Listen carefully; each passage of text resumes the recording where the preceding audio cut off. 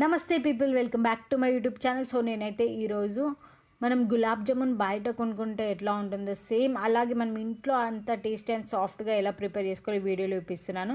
దానికోసం ఫస్ట్ అయితే నేను ఇక్కడ 1 ప్యాకెట్ ఆఫ్ గులాబ్ జామున్ తీసుకున్నాను.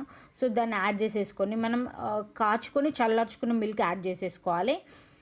కొంచెం కొంచెం మిల్క్ యాడ్ చేస్తూ సో ఇలా నేను వీడియోలో చూపిస్తున్నాను కదా, అంత సాఫ్ట్గా వచ్చేంత వరకు దీన్ని మిక్స్ చేసేసుకొని ఒక 10 మినిట్స్ పక్కన పెట్టేసి తర్వాత దీన్ని అంటే అసలు పగుళ్ళు ఏం లేకుండా చాలా సాఫ్ట్గా దీన్ని రౌండ్ చేసుకోవాలన్నమాట.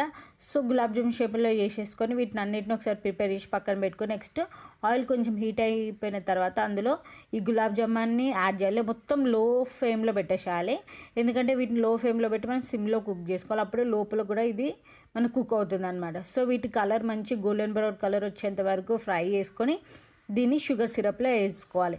సో షుగర్ సిరప్ కోసం ప్యాన్లో కొంచెం ఒక 2 కప్స్ వరకు షుగర్ యాడ్ చేసేసి తగినంత వాటర్ యాడ్ చేసి ఒక్కసారి తీగ పాకం వచ్చేంత వరకు దీన్ని మంచిగా మనం కుక్ చేసుకోవాలి. సో వన్స్ ఇది పాకం వచ్చేసిన తర్వాత మనం ఫ్రై చేసుకున్న గులాబ్ జామ్ని ఇందులో యాడ్ చేసేసుకొని ఒక ½ అవర్ అలా మనం వదిలేయాలన్నమాట. సో వీటిని ఏమవుతుందంటే జ్యూస్ అంతా గులాబ్ జామ్ అబ్జర్వ్ చేసుకుంటాయి అనమాట. సో అబ్జర్వ్ చేసేసుకొని వీటి అన్నిటిని మనకు జ్యూస్ అండ్ సాఫ్ట్గా అయిపోతాయి. సో డెఫినెట్గా మీరు కూడా ట్రై చేయండి. And thank you for watching.